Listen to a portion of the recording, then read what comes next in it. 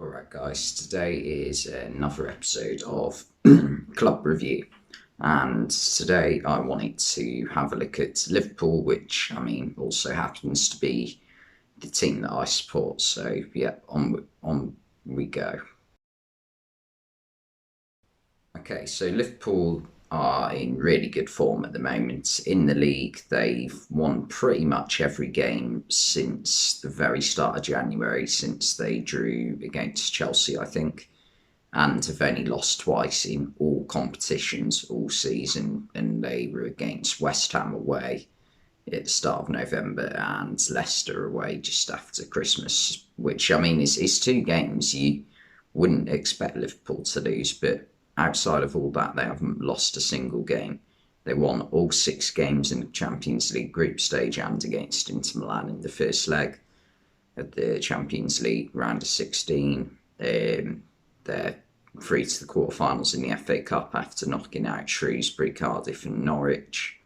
Won the League Cup last week against Chelsea and are currently second in the Premier League and still stand a decent chance of winning the competition if they can keep this form up. So right now, Liverpool's form is absolutely amazing. The pick of all the games this season is got to be the 5-0 away at Old Trafford. I know Man United weren't in good form, but still 5-0 at Old Trafford is amazing. But yeah, Liverpool are doing really well, is the basics of it. Okay, so Liverpool's best starting 11, in my opinion, is Alisson in goal. That one isn't really up for debate. I know Kelleher did really well last weekend in the cup final, but Liverpool's number one is Alisson. He has been really important to how they've played this season, making some crucial saves in tight games. The back four is Trent Alexander-Arnold, again, who's coming close. Matip and Van Dijk. Matip's been absolutely amazing this season. It's been the first time in a few years he's been able to avoid injury, and Van Dijk's back to his best at the moment.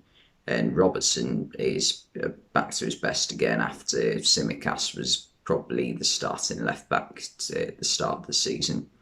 And then in midfield, Fabinho, Henderson and Thiago. We don't see this midfield much as Thiago has been hit and miss with injuries, but when he's on the pitch, he's very good.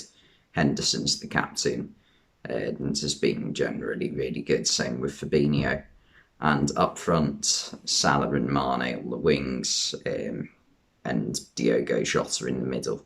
The three top scorers in the Premier League right now, which is some achievement for Liverpool.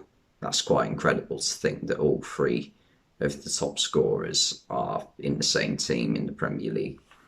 Jota at the moment, I think, is now probably overtaken Firmino in the pecking order for a starting place at Liverpool.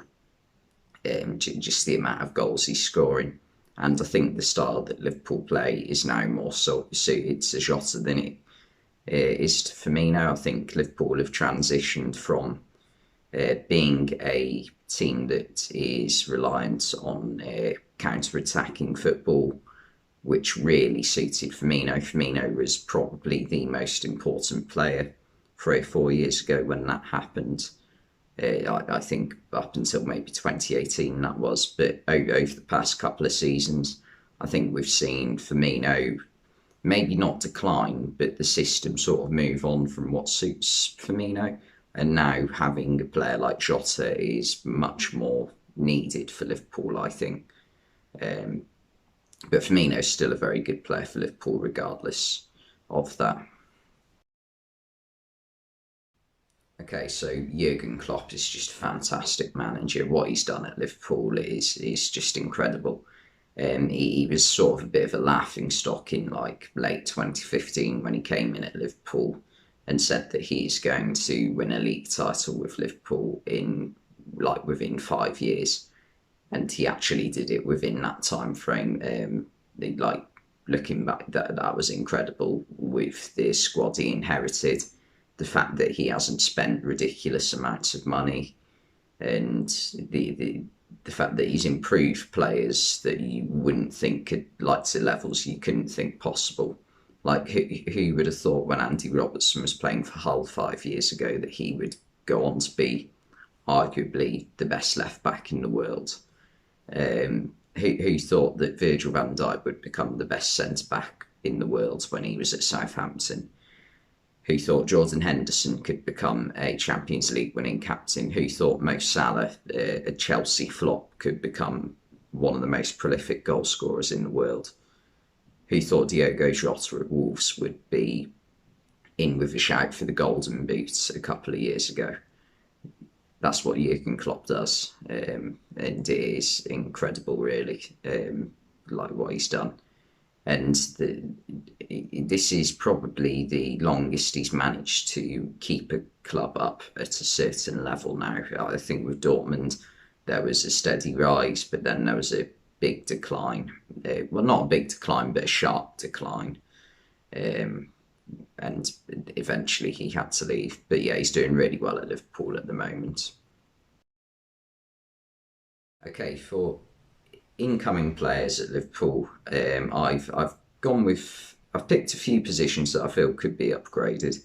So I've picked a right back because I think Liverpool need a backup right back maybe, if they are still not considering Nico Williams to be quite ready yet, and James Milner currently has the backup right back role. So I've gone with Noussair Mazraoui at Ajax. He's very good going forward, very good passer of the ball, brilliant dribbler, and also like manages to win the ball off the opposition quite a lot, and like with tackles and interceptions. So I think he would be very suited to the way that Liverpool play. And I think also he wouldn't mind not starting every game because he isn't really considered a top right back in the world. Like if you go down the pub and ask someone about Mazraoui, they go, "Who the hell is he?" So I think he'd be a good option. And then I think Liverpool could do with maybe another backup central defensive midfielder in the position that Fabinho plays, because they are sort of lacking in that position, because when Fabinho doesn't play, it again has to either be James Milner, who is getting on now, could be leaving at the end of the season, and Jordan Henderson just isn't quite as good in that number 6 role as he is when he's one of the two centre mids in front. It sort of limits Henderson's game, I think, playing in that position. So I've gone with João Paulinho at Sporting in Portugal. He's Portugal international. He's brilliant at winning the ball and very good passer of the ball as well. So, I think we saw him play a few times at the Euros or in the Nations League. I can't remember which, but he did impress me. I thought he looked like a decent player. And I've also gone with a right winger in Rafinha because I think, again, Mo Salah is one of the best in the world, but he doesn't have anyone really that's pushing him in that position. Takumi Minamino's done very well in cup football this season, but in the league, when he comes into the first team, he doesn't quite seem to be at that level yet. So I've gone with Rafinha because he's shown what he can do with Leeds. He's probably been their best player in the 18 months they've been back in the Premier League. Brilliant at set pieces, can score from range, and an awesome dribbler. So I think he'd be a really good signing for Liverpool. Okay, so to summarise for Liverpool, they're doing really well at the moment. I think I'd give them an 8 out of 10 for how they're doing. They've won the League Cup. They look like they're going to push Man City for the Premier League right to the wire. A massive game in April at the Etihad between the two. Still in the FA Cup, have got Nottingham Forest or Huddersfield in the next round, so you'd think they'd win that and get to the semi-final. And there they could face Man City, they could face Chelsea, they could face Everton or Crystal Palace. So, it's going to be tough for them to win the FA Cup. It's going to be tough for them to win the Champions League, but they could win them. You never know. But anyway, yeah, thanks for watching, and I'll see you next time.